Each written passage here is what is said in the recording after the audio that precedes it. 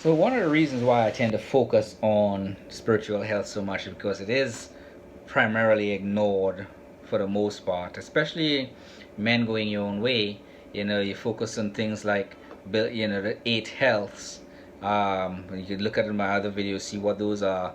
And one of the eight healths is spiritual health, but it's diminished because a lot of times where we look at spiritual health as a religion, and even though religion is a good foundation for spiritual health, it's not the only way. There's some philosophies out there, Eastern philosophies, um, different groups, even in psychology, there's certain philosophies that lend itself to supporting and promoting spiritual health in many cases. So even social gatherings of like minds can support spiritual health.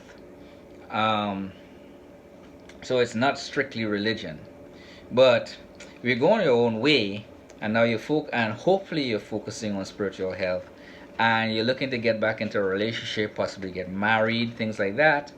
As a man, you got to be able to, of course, know yourself, understand that you are a complete being by yourself, and you also need to understand what it means, um, what a wife truly is. You know, um, there are many things out there. There are many. Being a wife is more complex than just one way. One of the ways that I'm going to talk about is that, according to ancient Eastern philosophy, a wife is a source of the three perfections of liberation.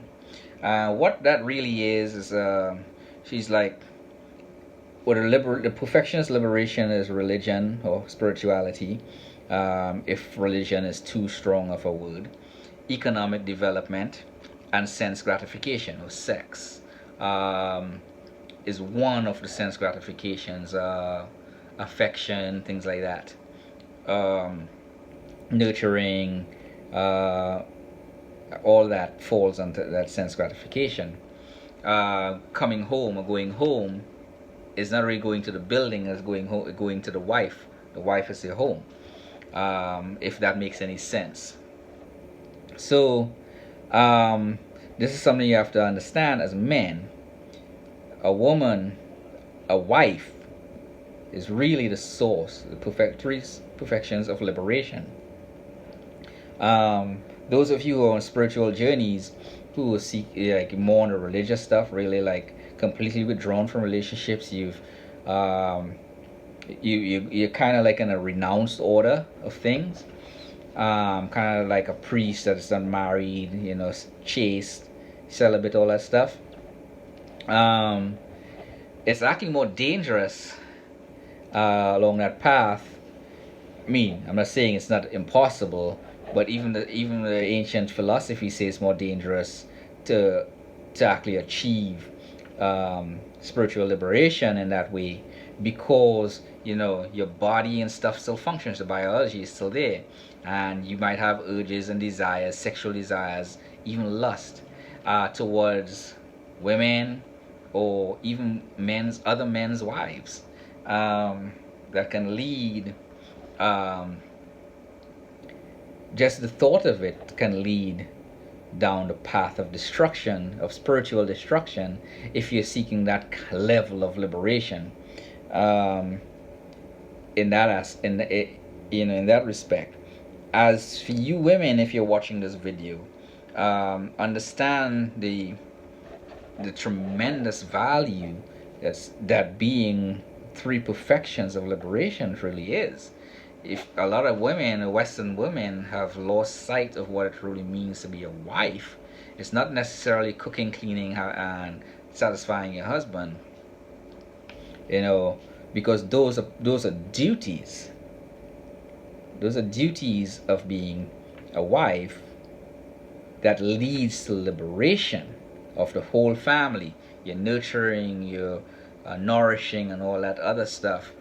You're taking on half the burden of the husband, so he's out there working, providing and protecting and whatever things he has to do around the house, and you doing the other half in support of him, not and by in support of him, you benefit, and you will be happier than if you're fighting the man, trying to push him to be ambitious and all this other stuff. When hypergamy is a thing that you gotta be, if you're not willing to control that or disregard it altogether, you'll be miserable.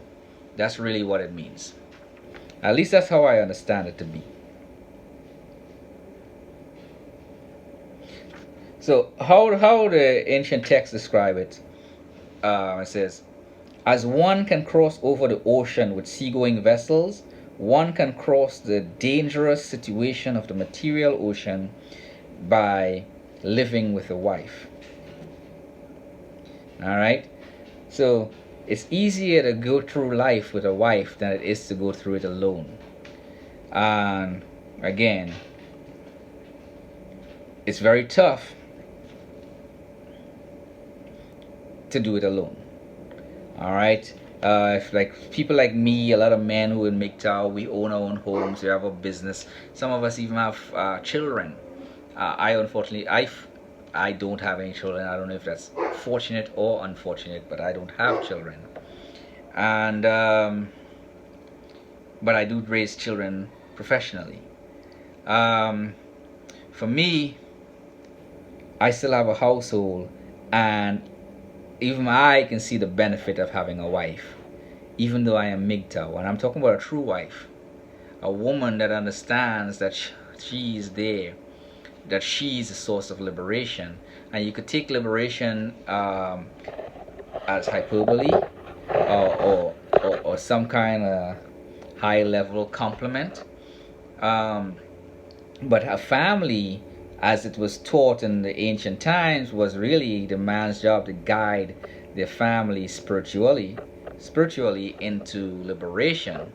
And the woman is that source of liberation, because now he doesn't have to worry about, all these women, even though he may have multiple wives, but they were there as the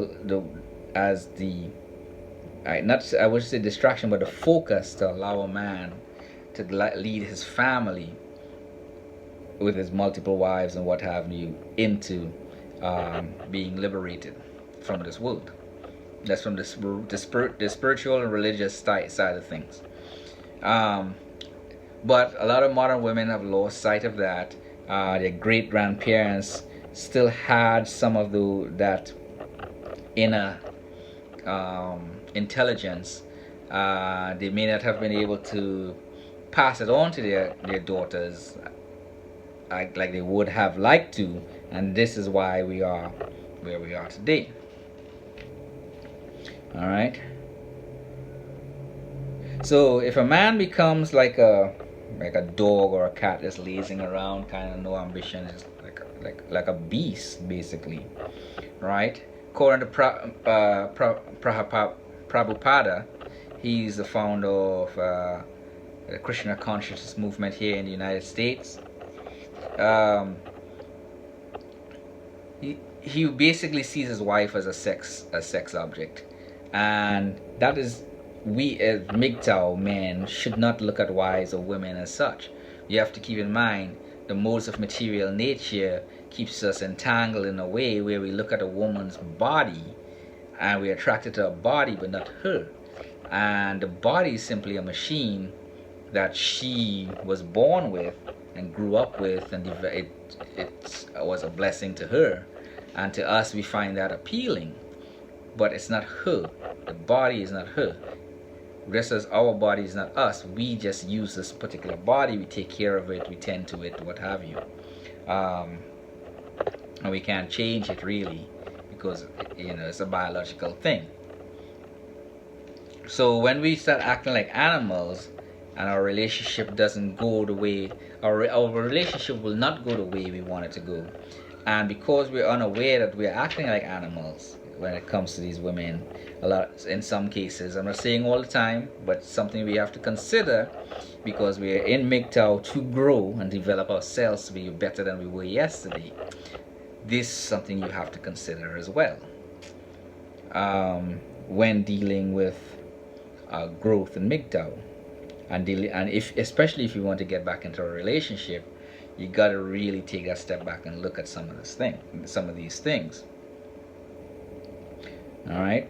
Now, I'm going to continue. It says, but when husband and wife aim at spiritual advancement by mutual cooperation, this is what I was talking about, the man, what they're supposed to be doing.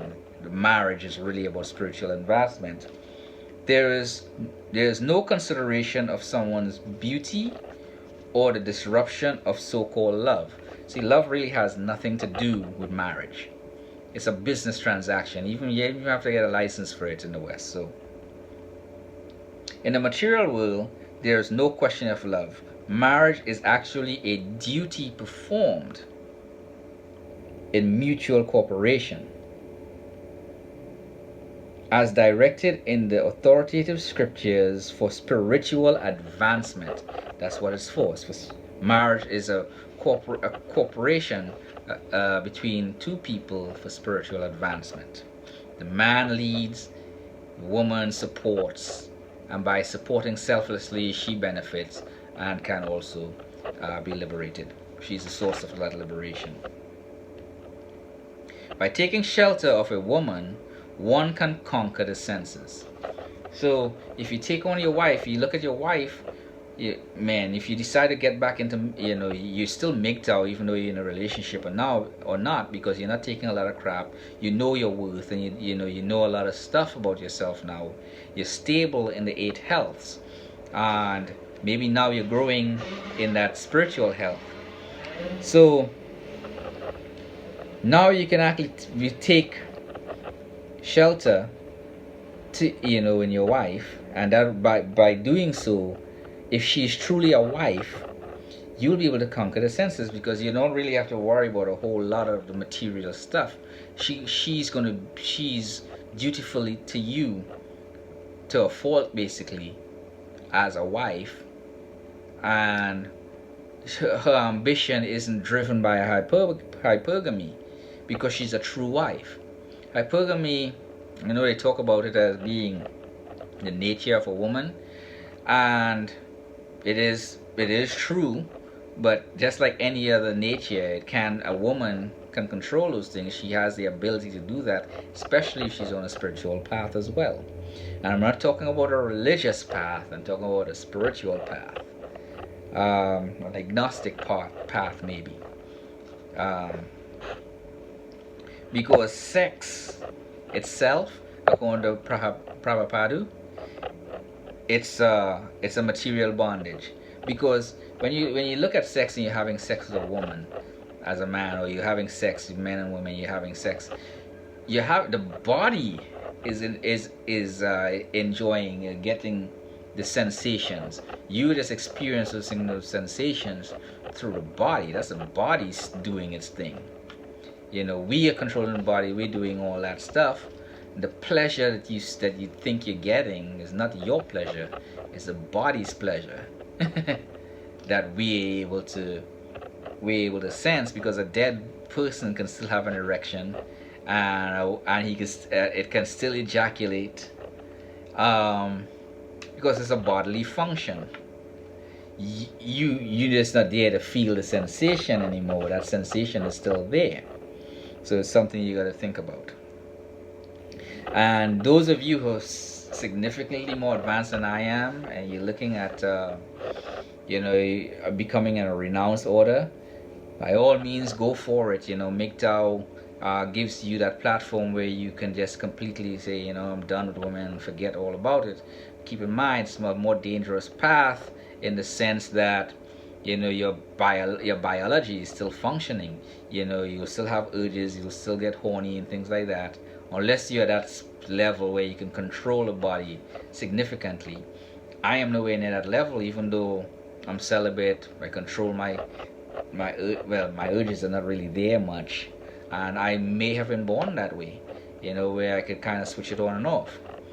But the urges still come and go, and even though it's not pronounced, I know it's there when it is. And sometimes it lingers for a couple of days.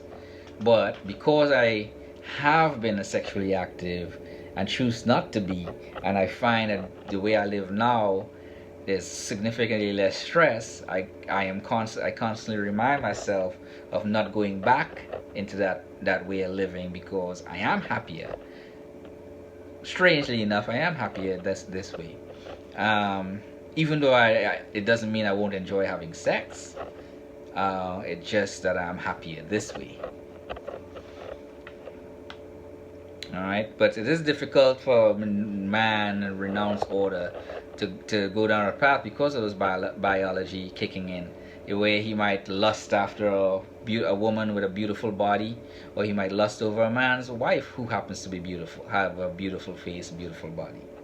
These are things. It happens, and that just the thought of it is sin, especially if you're on that path of religious stuff. All right, it's sin. The Bible, it talks about, if you just think about it, it's a sin. Here in the ancient Sanskrit, it talks about it. Brahma thought about having sex with his daughter, and that was a sin. He had to give up that body and take on a new body. So these are things you really got to consider if you're on that path of that journey, that spiritual journey of liberation, in kind of like in the Buddhist kind of way, where you achieve nirvana or liberation if you're in Hinduism, or you go to heaven if you're thinking about Christianity, but heaven not in the sense of not the limited heaven, because there are two places you consider heaven, but that's for a whole nother video. You get the limited heaven, where you go there, you enjoy a long span of life, then you die there and you come back to earth and do it all again. Then you get liberation, where you never come back, as described in the Hindu and Sanskrit texts. Anyhow, hopefully this video is helpful. Like, subscribe, ask questions in the comment section down below.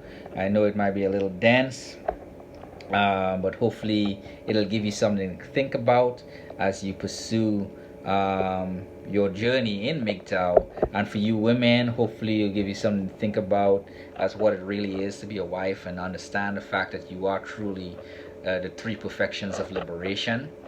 And hopefully you might want to explore that more and practice that more, so when you do get a man in your life, maybe it's a MGTOW man, you can truly be that wife. Y'all have a good day.